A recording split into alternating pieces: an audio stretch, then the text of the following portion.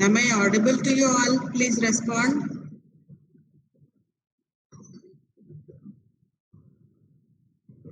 Okay, ma'am. So someone tell me where we stopped in the last class.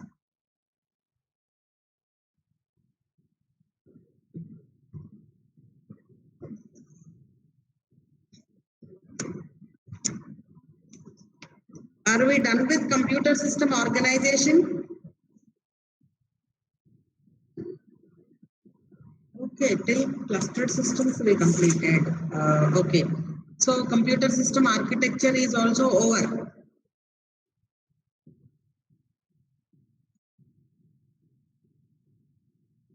See, till now what we discussed is we are done with the introduction part and the components of computer system. Like we have four components, right? Like hardware, right? Application programs, operating system, users, right? Like this we have four components. Then we discussed about the operating system view, how it can be viewed as a system or how it can be viewed as a user. If you see it as a system, we can see it as the resource allocator and control program, right? So if you see it as the user perspective, it differs with the different interfaces we use, right? Like different types of computers. So for personal computer, the operating system is different for mainframe as well for workstations, mobile computers and embedded systems, right? Then when it is coming to computer system organization, so computer system organization, it has several parts. Mainly, we have computer system operations, storage structure, and I/O structure. So in the computer system operations, we discussed about how a computer system starts and what are the different components we have, how this I/O controllers and CPU is competing for the memory, right? Like this we discussed, and we discussed about the interrupts, hardware and software interrupts, right? Then we discussed about the storage structures, their volatile and non-volatile storage. We have seen different types of volatile and non-volatile storage devices, right? So then we discussed about the what we discussed about the computer system architecture. So in the computer system architecture, how we are going to define the architecture is based on the number of processors that are used, general purpose processors. So based on it is categorized into three types: and the single processor, multiprocessor, and clustered. So a single processor means only one CPU you have.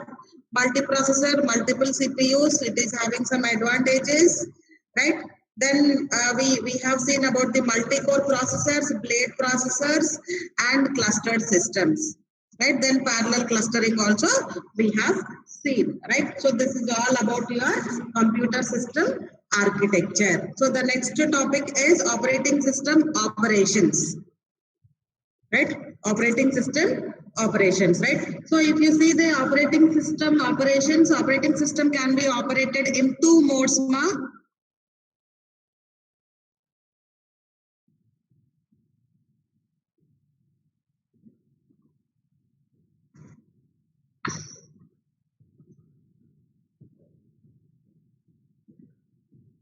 Why the strength is 31? Please inform to your friends to join the class.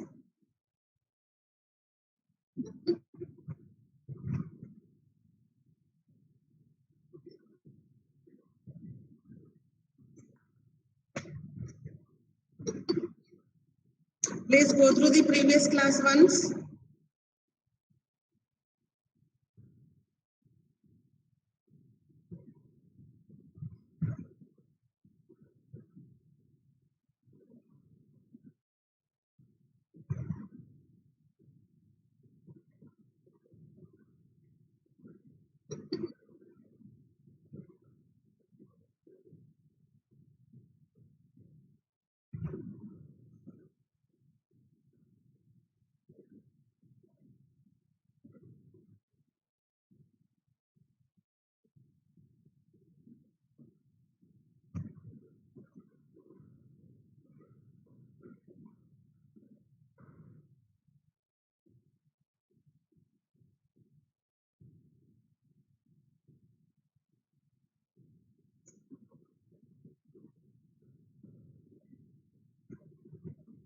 Yeah, I will start the class at 11:15, ma, because the count is still only 38.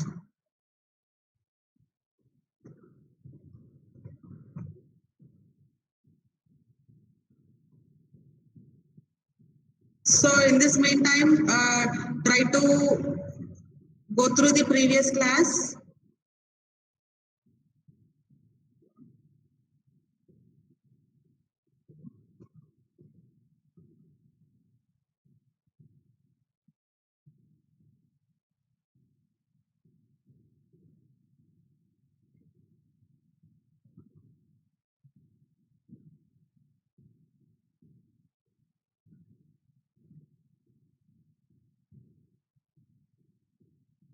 I will ask you some questions from the previous classes before I start the class, right?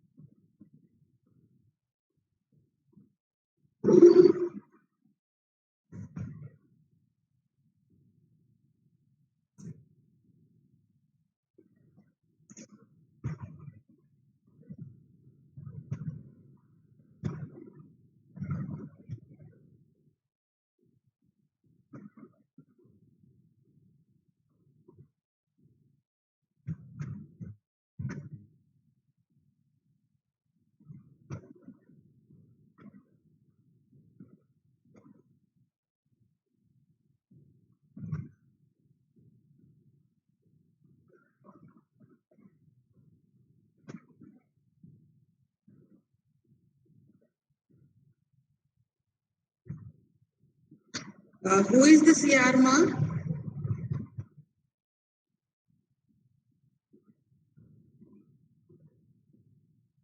Please respond, CR.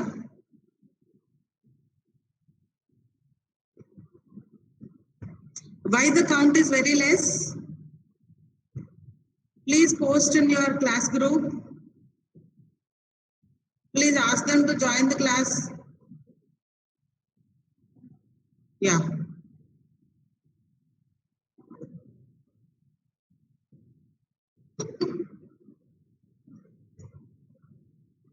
See, See, normally your strength will be 55 in every class. Today it is only 38.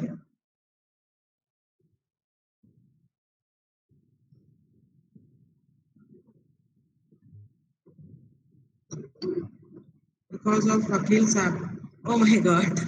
Seriously? They got the tickets.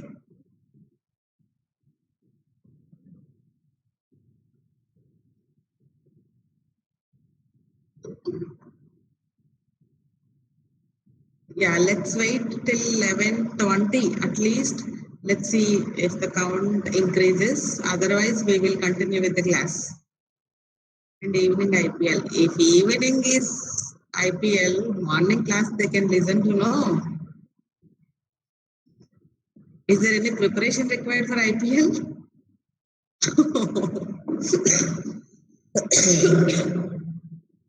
Okay, let's wait for 3 more minutes, then I will continue with the class, right?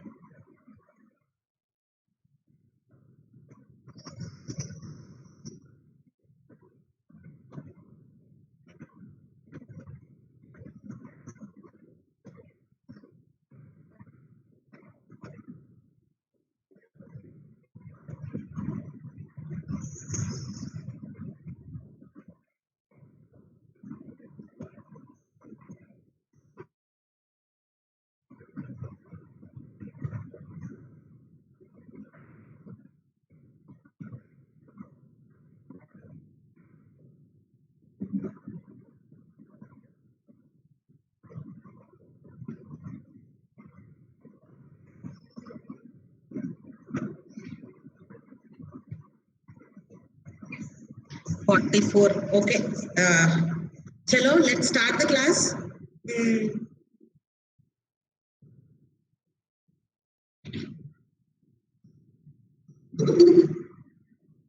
So let's start with OS operations, ma.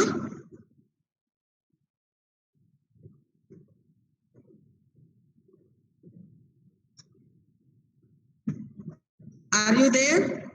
Am I audible? Shall I start the class?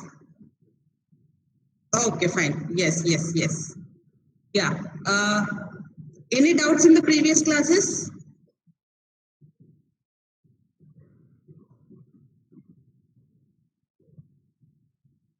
You have any doubts in the previous classes? You want me to repeat anything or you want me to explain anything? See, my first unit is completely introduction only.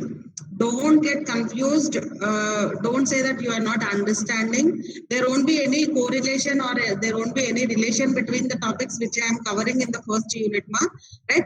So each topic you will be knowing only the briefing, right? So we are not going in detail, right?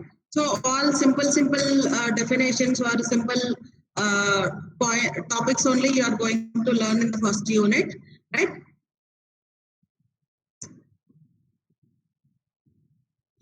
So you at some moment you may feel that what I am learning, you may get confused, but don't worry.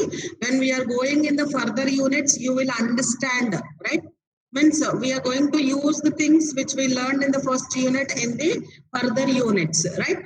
So don't get confused. Don't think that you are not understanding or you don't have any correlation with the topics which we are covering in the first unit, right? You are just learning the terms and you are knowing the definitions and you are just understanding the basic operations in the first unit. That's all, right? So we are not going in depth of any topic in the first unit, right? So still any doubts in the first unit, you can ask me. I try to explain again in the architecture or in the organization. No? Shall I go with the next topic?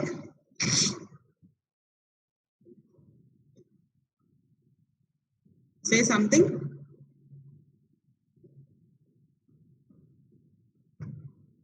Shall I go with the next topic? Okay, fine. Yeah. So, coming to this OS operations. So, OS operating system can be operated in two modes, It can be operated in two modes, right? The first one is dual mode, or you can also call it as multi-mode, right? It can be called dual mode or multi-mode. And the second one is you can call it as timers. That means OS can be operated in dual mode and it can be operated based on the timers. Right? Now let's start with the dual mode or multi-mode. Right? Dual mode or multi-mode, right? So in order to ensure the proper execution of the operating system, we must be able to distinguish between the execution of OS code and user-defined code, right? So why this dual mode? Why? Because you are supposed to make a differentiation between the OS programs and the user programs. That means we should be able to know that user programs are being executed or operating system programs Excuse me, are being, ma'am. yeah. Ma'am, your screen is Yes. not being shared. Can you please? Oh my God. 1 second, ma'am. Sorry.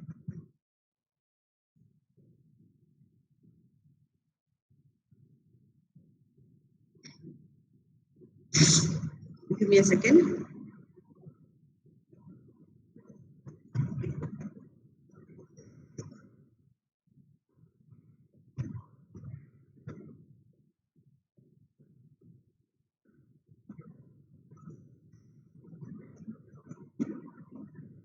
Can you be able to see the screen now?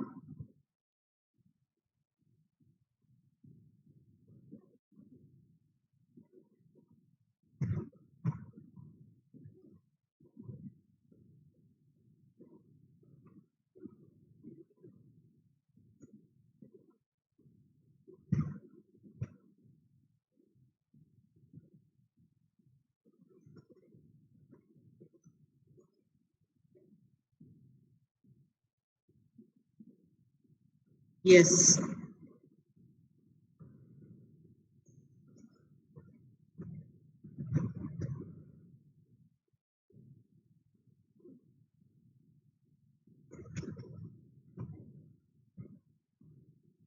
Yes. Is the PPT is visible? Jahnavi, please respond, ma'am. You can talk. Yes, ma'am. Yes, ma'am. It's visible. Okay. Yes. So if you see operating system operations can be performed in two modes. As I told you, the first one is dual mode or multi-mode, right? The second one is timers. So dual mode is nothing but why this dual mode is mainly to protect the operating system.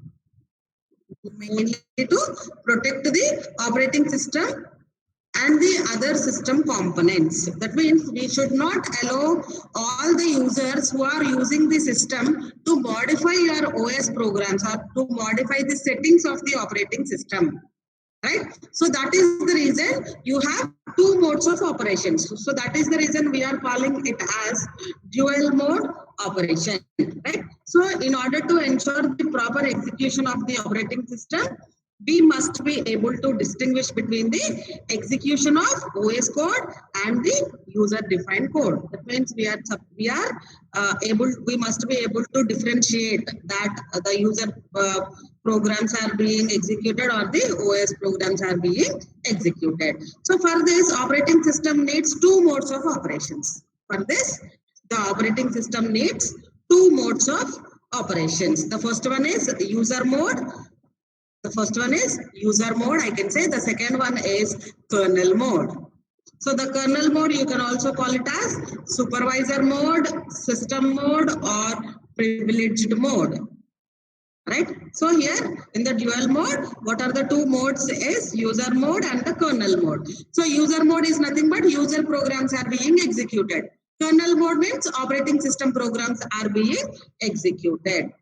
Then how to know that which mode the system is being running, right? In which mode the system is being operated. So for that, we have a special bit which is called mode bit that is provided by the hardware, right? On the system hardware, you have a special bit, right? That is added to the hardware of the computer to indicate the current mode. The current mode is kernel mode or user mode. So if the mode bit is 0, I can say that the system is running in the kernel mode. The mode bit is 0, the system is running in the kernel mode. If the mode bit is 1, the system is running in the user mode. Right? So the mode bit can distinguish between a task that is executed on behalf of either the operating system or the user. By saying the mode bit, we can say that the system is being executed on behalf of the user mode or the system mode. Right? So let's consider the mode is 1, that is it is in the user mode. Right? User is executing the programs. Now, after the execution or for executing the program, let's consider the user needs the operating system time, that is the CPU time. So how it is going to request the CPU? It will generate an interrupt, right? So because it is this hardware interrupt, the interrupt is generated in the form of the system call, right? It can be done in the form of the system call, right? Then what happens is immediately the mode bit is changed from 1 to 0 and control is given to operating system. Operating system will do its job. After doing the job, again it will change the mode to 1 and it will give the control to the users. You are getting me, right? The system is in user mode. Let's consider when the computer system is executing on behalf of user applications. This when a user application requests a service from operating system via a system call, the system must transit from user to kernel mode to fulfill the request. Right? So you all know that the modern operating systems are interrupt driven, as I already told you. Interrupt driven is nothing but what? Whenever a user program requires the CPU, then it will do is it will simply generate an interrupt, right? So when the interrupt is generated, what operating system will do? Operating system will stop the task what it is doing, right? Then immediately it will take the interrupt call, that is based on the interrupt, based on the interrupt type or based on the system call, right? It will go to the interrupt vector. There the starting addresses of all different interrupt routines will be stored. So based on the interrupt type, it will go to that memory location and that instruction will be loaded and that interrupt will be serviced, right? So that particular interrupt will be executed. So after the interrupt job is done, again the CPU will resume the task which it stopped because of the interrupt. And you all know you have two types of interrupts, and the hardware interrupts and software interrupts. Hardware interrupts are generated by the IO devices, hardware devices. Software interrupts are generated by the user programs, right? So this software interrupt can be called as a trap or an exception. You can remember these terms and a trap exception, right? So a trap or exception is a software generated interrupt. So this interrupt can be done by a software error, that is an error in the program.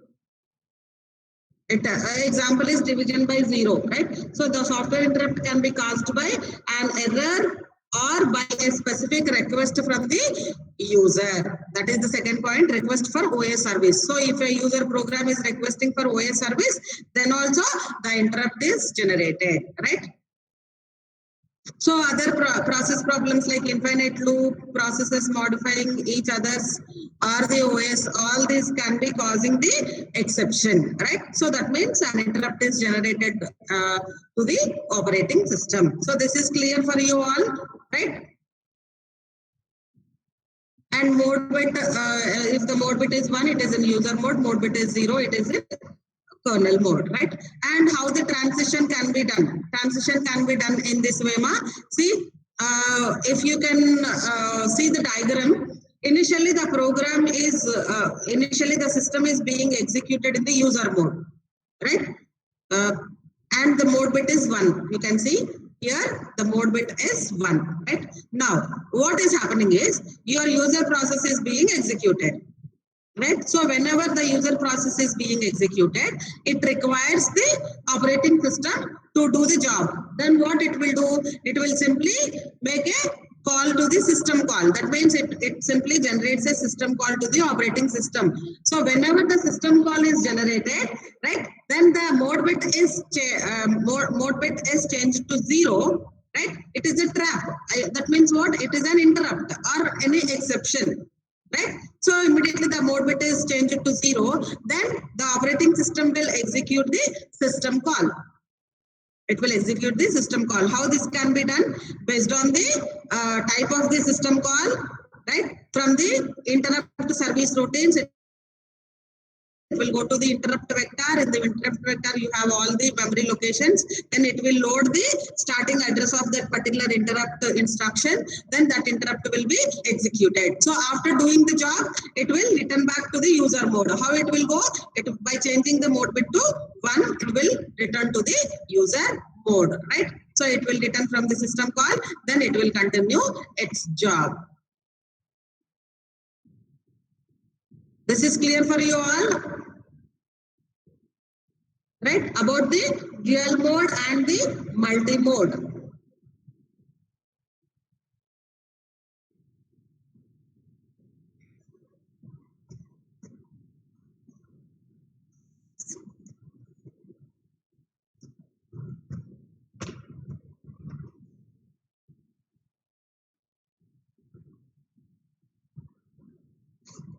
And when it is coming to this dual mode operation, right? So mainly the dual mode operation protects the operating system from the errant users and the errant users from each other, right? So to do this, to protect the system from the other users, right? How we are going to do is we establish this protection by designating some of the machine instructions that may cause harm to the privileged instructions.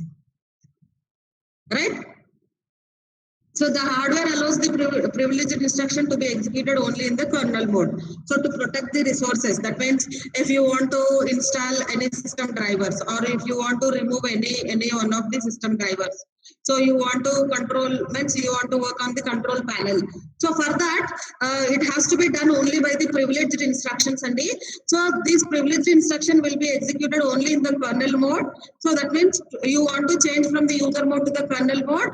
The normal user will not be allowed to it. It will ask for some password. It will be protected, and only the administrators are allowed to execute the program in the kernel mode. So if it is your PC and you are the sole user, only one user, then you will be the admin, but not in the case if the system is being used by the multiple persons.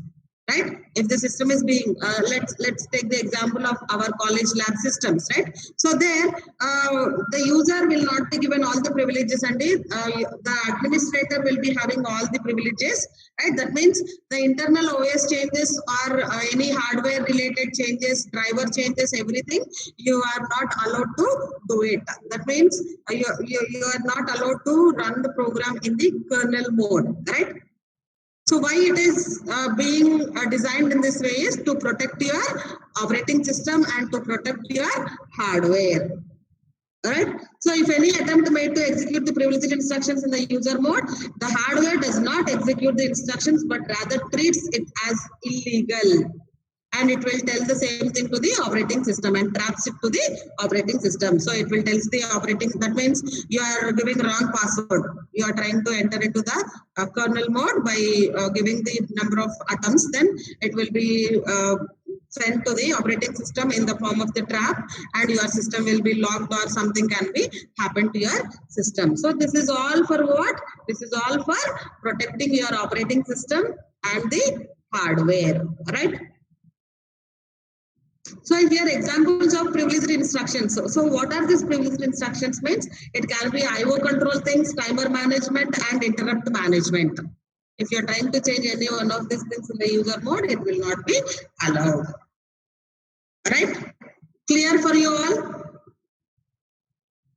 You know the definition for system call? Can anyone tell me?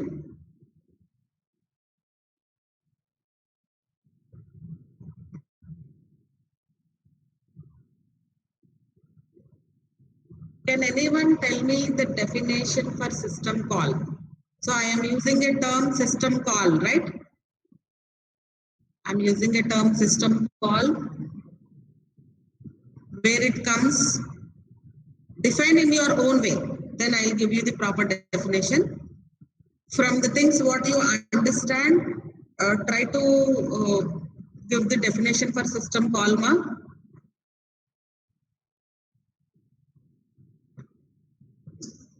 I'm asking randomly the roll number.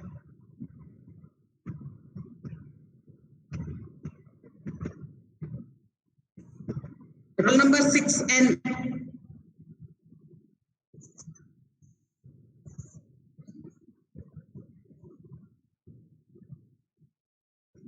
Roll number 6N. 56N. Please respond.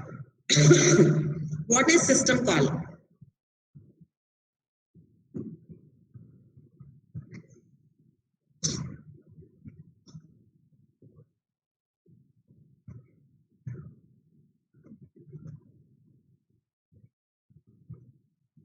Can I put option for you? 6N.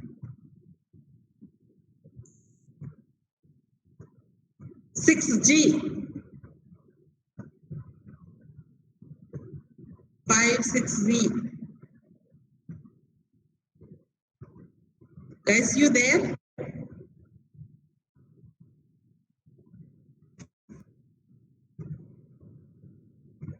System call request the service from operating system. Okay, very good. Request by the program. Which program?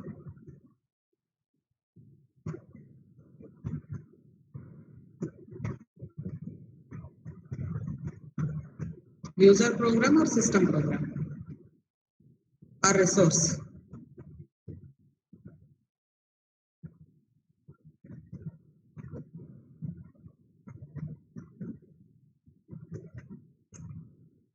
Yes. Take down the definition for the system call, all of you.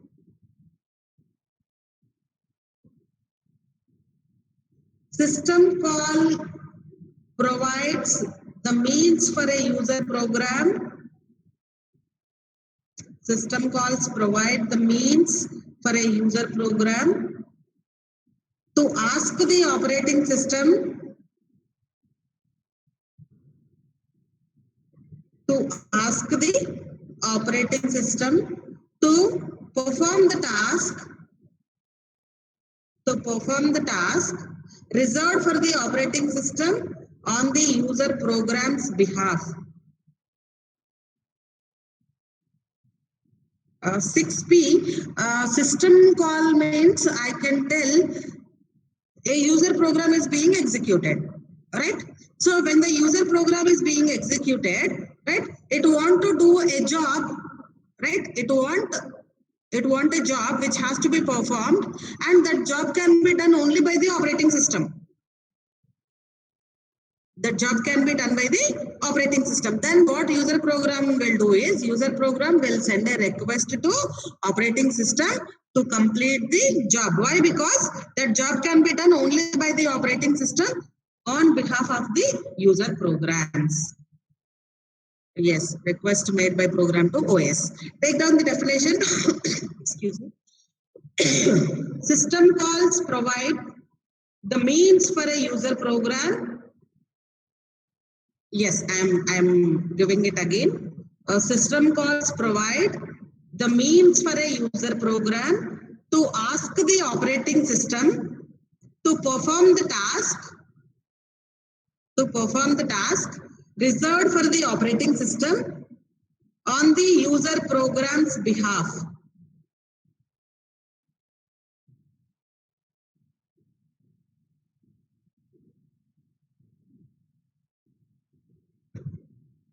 Right? So whenever the system call is generated, the kernel examines the interrupted instruction to determine what system call has occurred.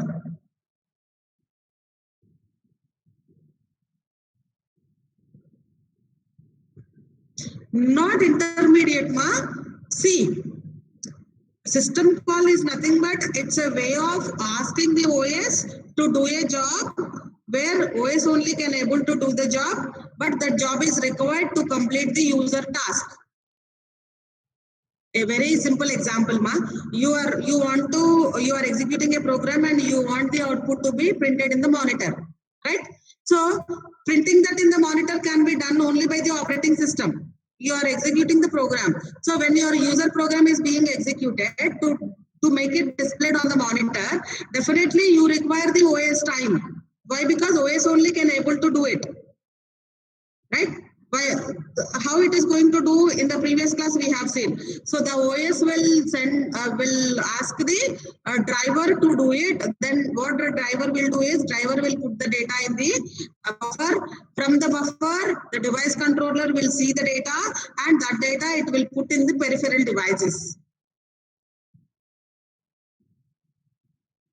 So you are typing something when you are chatting with your friend, when you are typing something, immediately how it will be printed on the monitor. Internally, there is so much is being done, right? From the input device, it should be taken, then it requires some OS time to do it, then our OS will put there and monitor. So much things are being done in between, right? So have you taken the definition for the system call? Over. Now coming to the second type of operation mode, that is timer. That is timer. So the timers are implemented in operating system to maintain control over the CPU, I can say. The timers are implemented in operating system to maintain control over the CPU. Why? Because let's consider take a simple scenario where I am executing a program. But that program, due to the code inside it, that program entered into infinite loop. right? How to avoid it? For avoiding things, we are using the timers. So we will put some timer time, right? So it will interrupt the CPU. That means it will stop the process. Timer is also, I can say, whenever the timer gets off, it generates an interrupt to the operating system, right? So let's consider for executing a program, it requires 1 millisecond or 2 milliseconds, whatever. It requires some time, right? So within the time, if it is not being completed, right? Then what happens is when the timer gets off, an interrupt is generated. So whenever an interrupt is generated, what operating system will do? It will stop the job which is being executed. So that way, your program will be stopped, right? And to the infinite loop, right? So I can say timers are implemented in operating system to maintain control over the CPU. Right? So a timer can be set to interrupt the computer after a specific period of time to avoid getting stuck into an infinite loop.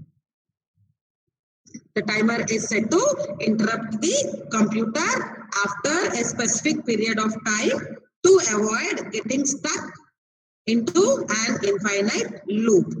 So here the timer period, it can be fixed or variable.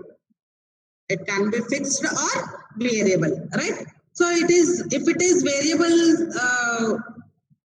time, then it is varied between 1 millisecond to 1 second. If it is a variable timer, it is ranging in between 1 millisecond to 1 second, right? So how this variable timer is implemented is, it is implemented by a fixed rate clock and the counter. So let's consider you put the counter as 4, right? Then once the timer clicks, that means once the fixed rate clock ticks, for each tick, the counter is decremented. For each time, the counter is decremented, right? So once the counter becomes 0, it generates an interrupt. When the counter reaches 0, it generates an interrupt, right? So before turning over control to the user, the OS ensures that the timer is set to interrupt again. 0 అయింది. 0 అవగానే control will be given to operating system. The interrupt is generated. The interrupt job will be done. Once it has been over, again the OS will put the timer to. That means let's consider initially we put the counter as 4. After 4 ticks, the counter becomes 0. Interrupt is generated. Again, after this, before it is giving control to user, it will make the counter as 4 again, and it will give the control, right? So read the points here. The timer to prevent the infinite loop or process hogging resources. Timer is set to interrupt to the computer after some period of time, right? So to save the system before it is entering into the infinite loop, or if entered, to come out of it. So here you have 2 types, and the fixed and variable timers. Fixed timer means after a fixed amount of time, interrupt is generated. If it is variable, then it is ranging in between 1 millisecond to 1 second, right? So how this can be done is, this can be done by making use of a counter, right? And a physical clock. So after every clock click, right, manam 4 milliseconds pettamఅనుకోండి, 4 milliseconds means counter will become 4. So after each millisecond, the timer clicks. When the timer clicks, the counter is decremented. So that way, when counter becomes 0, then it generates an interrupt. And after this interrupt, what happens is, again it will set to the it will set back to the old number. The counter again will be make it as 4 or whatever based on the variable timer, right? It's set up before scheduling process to regain the control or terminate program that exceeds the allotted time. This is some other point. So set up before scheduling process to regain the control or terminate the program that exceeds the allotted time. So we are going to put the counter also based on that. So if it is exceeding its time, then interrupt will be generated and the program will be taken out of the CPU. Right? This is all about your two different types of operating system operations. So any doubts in this?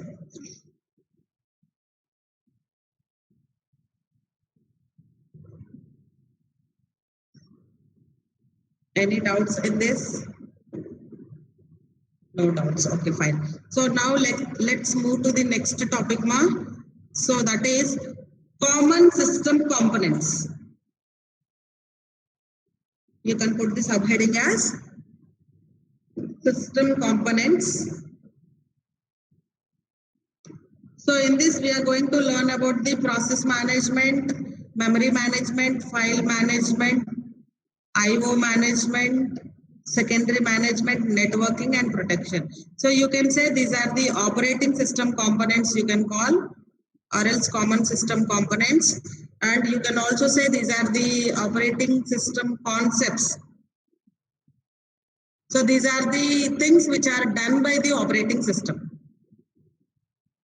Right? Let's start with the process management. So I can say a process is a program in execution. So in the first class, I gave you the definition of process, right? A process is a program in execution, right? So a program does nothing unless its instructions are executed by the CPU. Avuna kada, you have a file in your program. Until unless it is being executed by the CPU, right? That program has no meaning. Yes or no? Once it's being executed, then only you will get the output, right? And if it is any job, that job will be performed only when it is being executed by the CPU, right? So here I give you simple examples of a process, Sunday, right? Compiler is a process in the time shared system, and word processing program in the PC. You are executing a word processing program, word file, right? You are writing some content in it, or you have something to be performed in the word processing program, right? That is a process. Or else a system task such as sending output to a printer is also a process. So these are the examples of the processes, Sandy. A compiler is a process. That means when you are executing a program. So anything you are executing, it will be called as a process only, right?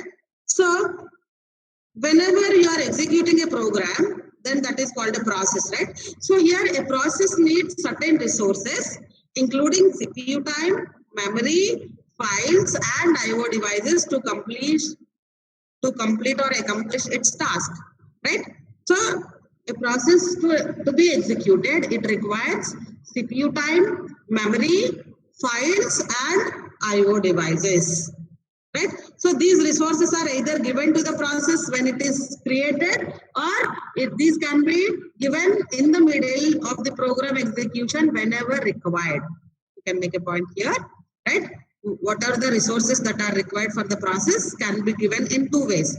It can be given at the beginning of the process only. That means all resources will be allocated at the beginning of the process, and it will release all the resources after the completion. But it can be given in another way also. That is, when the program is being executed, in the middle, whenever it is required, the resources will be allocated to the device. All right. So here, to differentiate this program and the process, I can say a program is a passive entity. It is a passive entity. That means it's a content on a folder. That's all. But a process is an active entity. That means whenever it is being executed, it will do some job. So that is the reason I can say a program is a passive entity and a process is an active entity. Right? Then how the CPU is going to execute the program? The CPU is going to execute your program, right? in the form of the instructions. That is, the CPU executes one instruction of the process after another until all instructions in the process completes. So it will execute the instructions one after another until all instructions of the program completes. At a time, it can execute only one instruction. You all know that, right?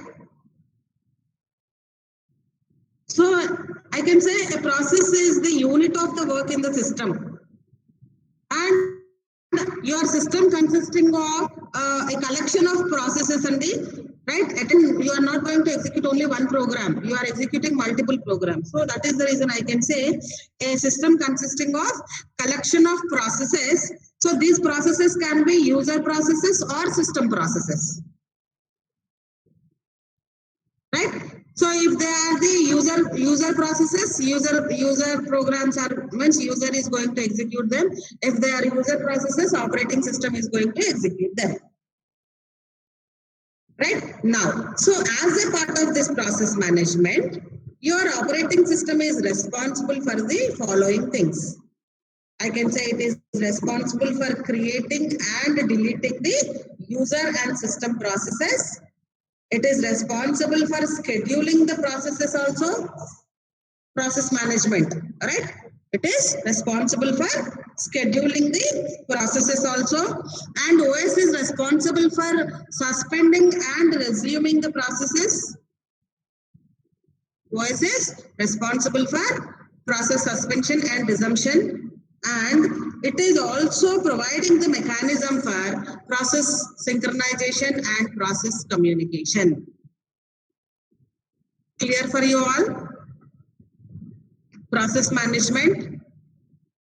What is a process? You should know the definition, and I gave you some scenarios for the process. What is a process like that, right? So to execute a process, you require some resources. Those resources can be availed in two ways, and can be given at the beginning of the process or in the middle whenever it is required. And I can say a program is passive entity and the process is active entity. So the CPU executes the instructions one after another until all instructions in the program completes, and it will execute only one instruction at a time, right? And your system consisting of a collection of processes. Those processes can be user processes and system processes. If they are the user processes, user is going to execute them. If they are system processes, operating system is going to execute them, right? So as a process manager or as a process management, the operating system is responsible for the following activities and for the process creation and deletion, scheduling the processes, suspension and resumption, and it also provides the mechanism for process synchronization and process communication. Clear for you all about the process management? So take 2 minutes, 5 minutes break. I'll have some water and kamma. Then we will see the remaining things like memory management and storage management and all, right? At 12:30, I will start the quiz. You have a quiz today, right? It is having 20 bits. So I'm giving you half an hour time, right? So next half an hour, I will cover this complete topic. We will be able to complete these components, right? Then we will have the quiz, right? So about the process management, if you have any doubts in this, you can ask me. Take down these points. Then about the memory management, I will start after having the water, right? I'll have water and come.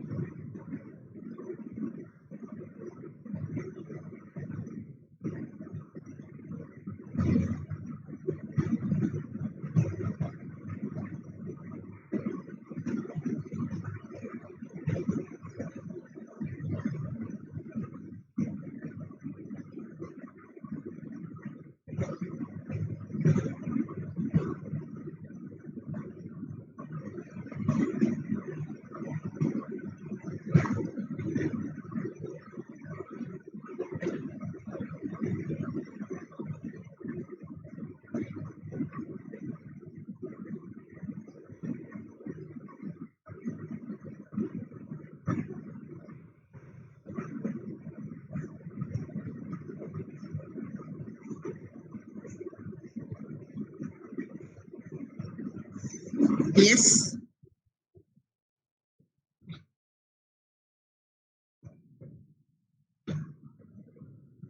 Can you able to hear me?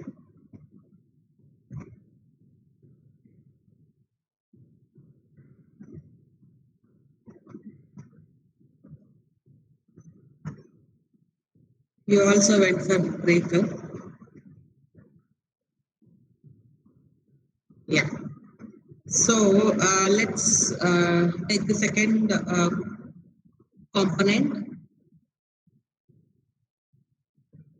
that is main memory, right? Memory management means managing only the main memory. You have secondary storage management also. So whenever there is a term called memory management, consider it as main memory only, right? So main memory is a large array of words or bytes. Each byte has its own memory, right? And main memory is a repository of quickly accessible data shared by the CPU and IO devices. I can say. So if you take the main memory, it is having a large array of bytes. Your entire memory is divided into bytes, array of bytes. Each byte has its own address. As I told you in the previous topics, I am mentioning that whenever there is a particular system call or instruction is executed, right? So its first memory, its starting memory location will be loaded, right? So that memory location is nothing but the address of the memory, which I am mentioning here, right? Each byte has its own address, right? So this address, the memory address, will be loaded there in the CPU. So that the CPU will go to this memory location from the main memory and it will read the instructions from there, right? So you all know that a program to be executed must be mapped to absolute address and loaded into the memory. The CPU can take the instructions only from the main memory. That means if you want to execute any program, first of all, it will be loaded in the main memory and the address of that program will be mapped to the CPU registers, right? So as the program executes, it accesses the program instructions and the data from the main memory by generating these absolute addresses. So from the register, it will take the address and by going to that particular address, by calling that address, right, it will be mapped to the main memory and from there your program is executed, right? And then here, we all know that main memory is volatile storage and it loses all the data, right? Whenever you are switching on the system, all required applications will be initially loaded into the main memory, right? All the programs that are required to be executed are loaded into the main memory. And remember, you are executing a program. Once the program terminates, that means once the program execution is over, you have completed that task, then what happens is that program will be taken out of the main memory and the next program which is to be executed will be loaded into the main memory. Why? Because you all know that main memory size is small when you compare to the secondary storage. You cannot load all your programs in the main memory. It is not possible to load all the programs in the main memory. So that you are going to load the programs which are to be executed or which are being executed. So once the program is executed, the task is done, then it will be taken out of the main memory to load the next programs which are to be executed, right? So this can be done using swapping undy, which you are going to learn in detail in the 4th unit, memory, right? The memory management, right? If the program terminates, its memory space declared available and the next program can be loaded and executed. All right. So as a part of this main memory management, OS is responsible for this following, right? That is allocating and deallocating the memory space. So allocating the memory space for the new programs, deallocating the memory space for the executed programs, which are executed will be taken out of the main memory, which are to be executed will be loaded into the main memory, right? So you all know that whenever you want to execute a program, the CPU can take the instructions only from the main memory. That point you should remember. And it also decides which processes are to be, decides which processes and data to move into the memory and to move out of the main memory. The OS decides which programs are to be loaded into the memory and which are taken out of the memory. Decide which process to load when memory space becomes available. That means whenever it is taking out of the program, it decides which program is to be executed first. So for this execution part, it uses the process management, process scheduling techniques. Based on the process scheduling techniques, which process to be loaded into the main memory, the operating system decides. And last, keeping track of which parts of memory are currently being used and who is using them. So it will make a note of which parts of the memory are currently being used and which program is using that memory part, right? So this is about the main memory management. So main memory is large array of bytes. Each byte has its own address, right? It is the repository of quickly accessible data shared by the CPU and the IO. A program to be executed first, it must be mapped to absolute addresses and loaded into the memory, right? So as the program executes, it accesses program instructions and the data from the main memory by generating the absolute addresses, right? So when the program terminates, its memory space is declared available and the next program can be loaded and executed, right? So here, mainly what is the main purpose of this memory management is needed to improve both the CPU utilization and the computer speed. Why? Because the memory has to load the instructions very fast so that it won't take much time, to make the system speed, right, and proper utilization of the CPU, the memory management should work properly by doing the following three things, right? So this is all about the main memory management. Next, put this subheading as storage management, ma. And here the storage management is, it can be divided into 4 different categories. So first one is process management, main memory management, storage management, right? So in the storage management, it can be divided into 4 different categories. First one is file system management. Second one, mass storage management. Here mass storage is nothing but secondary storage management. Third one, cache. And the fourth one is IO. Right? The third one is cache and the fourth one is IO. So if you see this PPT, let's start with the file management. As the storage management is divided into 4 categories, file, mass storage, cache and IO. Let's start with the file management. Right? So what is a file? You all know that a file is a collection of related information that represents program and data.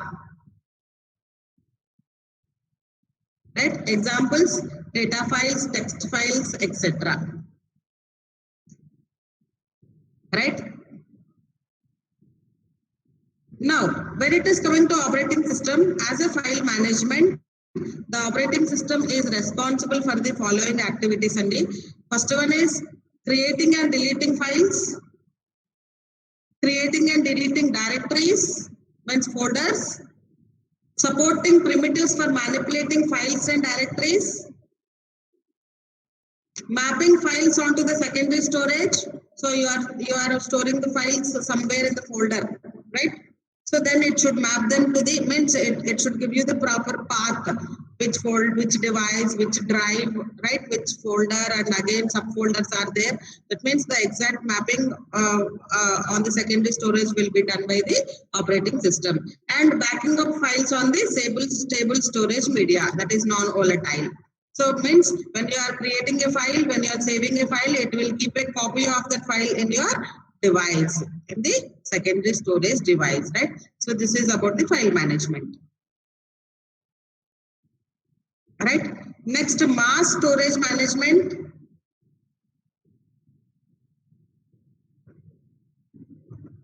So you can call it as secondary storage management. So you all know that main memory is volatile memory, and it is too small to accommodate all your programs and the files, right? So we have a secondary storage to back up the main memory. That means all the programs initially will be stored in the secondary memory, and your data and the programs are loaded into the secondary memory. Whenever you are executing them, then from the secondary memory, the programs are loaded in the main memory.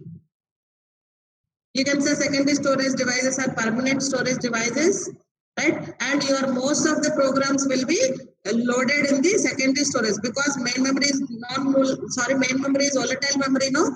So whenever you are starting switching on the system, your main memory contains nothing. First, the bootstrap program will be executed. Then with that, your OS programs will be loaded into the main memory, right? And where the OS is residing in the main memory, that part you call it as kernel ma. That is initially the kernel will be loaded in the main memory. Then after that, your entire OS loads, then it starts the user programs. So user programs means which are initially required for your system to run. The user programs like compilers, word processors, assemblers, editors, formatters, right? This will be loaded in the secondary storage until your system starts. So once the system starts, all these programs will be loaded into the main memory. The initially required all user programs are loaded into the main memory. All right. So when you are discussing about the secondary storage devices, your magnetic tapes, magnetic drives, CD, DVDs, and platters, you can call them as territory storage devices, ma'am. You can call them as territory storage devices, TERTIARY, territory storage devices, I can call them as. And how these are working, the secondary storage devices, most of the secondary storage devices, they will work on two formats. One is WORM, WORM, that is write once, read many times. Your CDs, DVDs will work on this WORM, they will run in this format. Write once, read many times. And you have another format, that is read-write format, like rewritable discs you have and rewritable CDs, DVDs you have. That means you can read, write. That is, you can read number of times and you can write number of times. This point as a note you can make, right? The media tapes and the optical platters vary between WORM and RW formats, right?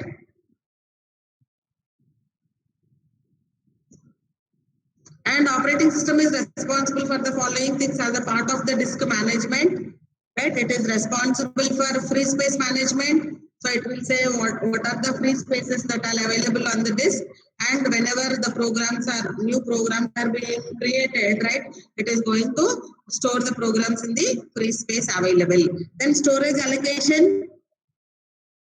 It is also responsible for storage allocation. So it will allocate the storage for a user, or for means if you want to do the job, like you are working on a project there, to store your files you require some storage space, then it will, OS is responsible for allocating the storage space. That means on a drive you are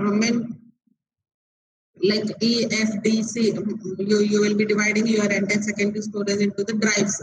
D drive, E drive, like that, no? So whenever you are dividing and you are creating a drive, how much space you allocated to the drive, that much space will be allocated to that particular user. So that is storage management, and it is also responsible for disk scheduling.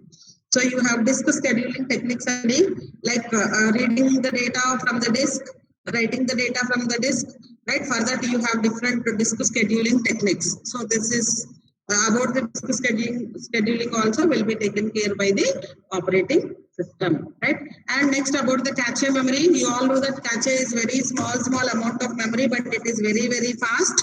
So whenever the CPU requires any instructions, before checking in the main memory, first the CPU checks in the cache memory. If it is available in the cache, it will directly take. So the only advantage with the cache is the communication between the CPU and the cache is very, very fast when you compare to the communication between the CPU and the main memory. So that is the reason cache is used to execute most frequently executed instructions, right? To make the execution fast, right? So whenever any instruction the CPU wants to execute, first checks in the cache. Available in the cache, take it and execute it. If not, it will take it from the main memory. So that means from the main memory, it will be loaded in the cache memory. From the cache, the CPU is going to execute, right? So cache is the temporary storage device, I can say, right? It is very, very small. So cache is faster storage, used to store the information temporarily, and the size of cache is very small. So information is normally kept in the storage system such as main memory normally. As it is used, it is copied into the cache on a temporary basis, right? So when we need a particular it is available, directly take it from the cache, not available, then take it from the main memory and put it in the cache. From cache, the CPU will take the instructions and execute. That is all about the cache memory. Next, coming to this IO. So IO is nothing but one of the purpose of operating system is to hide the details of specific hardware devices from the users only. That means how internally the hardware devices are being used, the user need not to know. Right? So who will know the details? Only the device drivers will know the details of the hardware. Why? Because the device drivers are the only one which are communicating with the operating system. So that means here you should hide the details of a specific hardware device from the user. That is the main purpose of the operating system. Right? Only the device drivers know the details of a specific device. Right? So that means, for example, if you take in the Unix operating system, the peculiarities of the IO devices are hidden from the bulk of the OS system itself by the IO subsystem. And it is coming to this Linux operating system, right? About the IO devices it is hidden from the bulk of the operating system itself. OS also will not be having any idea about that. They will be known only by the IO subsystems. Why? Because these IO subsystems are communicating with the operating system in the Linux, right? So if you take the IO subsystem is consisting of several components and like a buffer caching system, general device driver interface, and device specific hardware devices. The same thing, the IO system consisting of whatever the details we discussed in the previous classes, like each device have a controller. The controller is having the command over the IO devices, and this controller is having a buffer and a special purpose registers, and they are having a drivers are communicating with the controllers like this, and it is having a cache buffer it is having. So anything you want to put on the external devices, peripheral devices, it will be put on the buffers, right? The device controller will take the data from the buffer and it will put on the peripherals. So who will put the data in the buffers? The device drivers are going to do it, right? So this is all about the IO subsystem. Clear for you all? Anything you want me to repeat or clear about the storage management? File management system, mass storage management, cache, and IO. So the main purpose of the IO and main purpose of the operating system as a IO system is it has to hide the details of the hardware. When it is coming to Linux operating system, the OS itself is not having the idea about the peculiarities of the IO. Instead, the IO subsystem is having the idea about the all IO devices.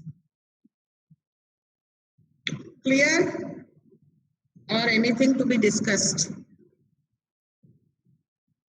Again, please let me know.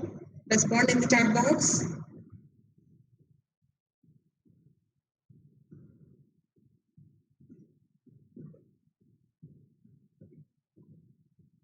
You people are there? Continue. Okay, fine. So next about the clear. Okay, ma.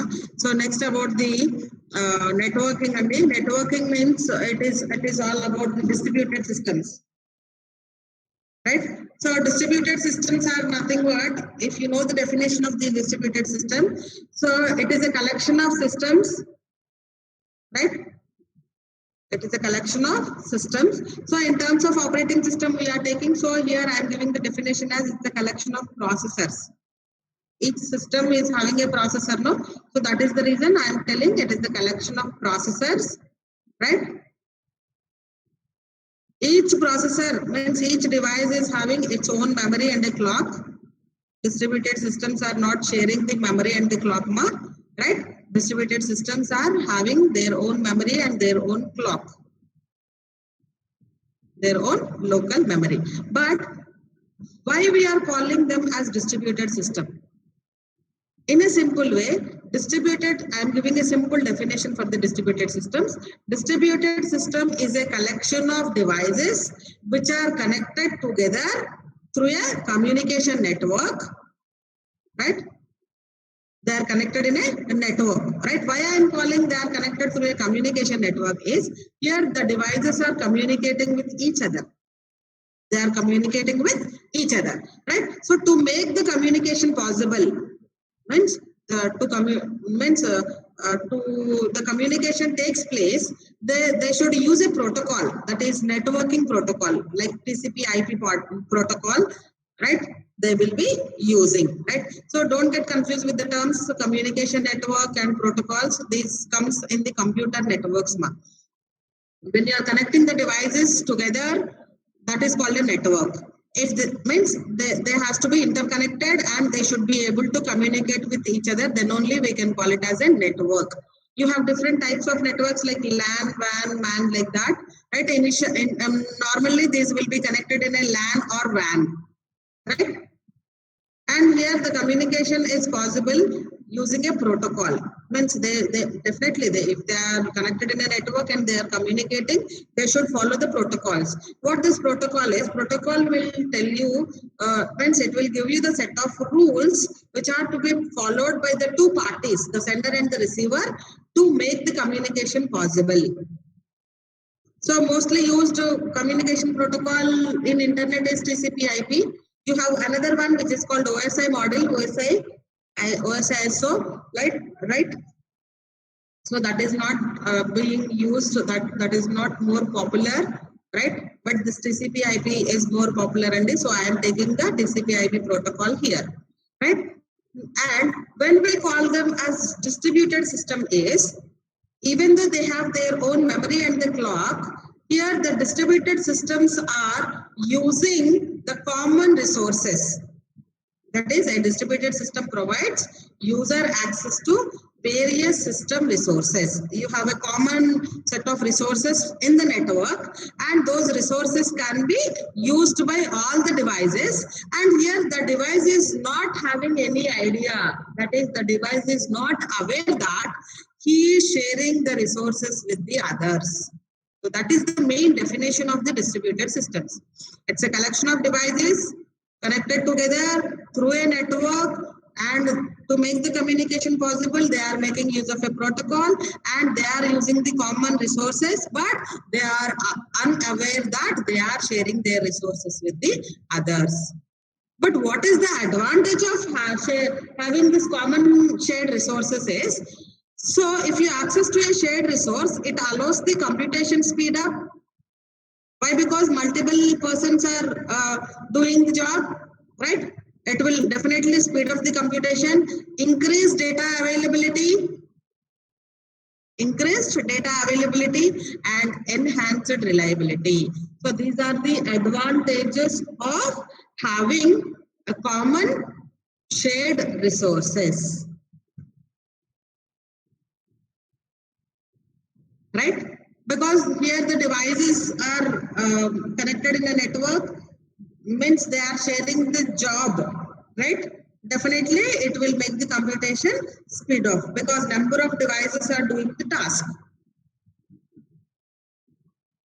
right? So this is all about your networking. Now coming to the protection and security, right? So Protection refers to a mechanism for controlling access by programs, processes, or users to both system and user resources. So that means protection means protecting your system from the unauthorized usage. So how you are going to protect your computers? By keeping a password so that no other can use your system resources. Yes or no? Right? So how we are going to provide this mechanism is it must be provided to specify the control to be imposed and the controls to be enforced. Right? So what type of controls we are imposing and what type of controls which are to be enforced. Right? This will be given by the protection. Right? So, and sometimes let's consider we have a shared data. That shared data, we should give the access control to the shared data. That means we have to give the access to only to the authorized person. I'll give you the simple example. Let's consider your college students' data is there, right? So there, the exam branch only can able to edit your marks, right? They only can able to give your marks. The faculty will upload to the exam branch. From the exam branch will give the data to the users, and user will be given access only to view the marks. They will not be allowed to change the marks. Right? So that way, that means you should give the access to the memory or you should give the access to the resources, right? Based on the levels of abstractions, like means on what level, what type of access control I should provide, right? That will be done by the process mechanism, right? So it will distinguish between the authorized and unauthorized usage, right? And it will specify the controls to be imposed. So what kind of controls we should put on the data? Like if students can only view the data, they cannot modify. But exam branch can modify the data. Faculty can modify. Like initially I have given you some marks and later on you got some extra marks. I need to update your marks. There is a marks correction, right? Then I only able to edit the marks. The student will not be. That means I should put the controls on the things, right? So provide a means of enforcement, right? So this is all about the protection system, right? This is all for today. Next, we will see the different computing environments. I am starting the quiz now. So take the quiz and I will be ending the quiz around 12:55 or 1 o'clock.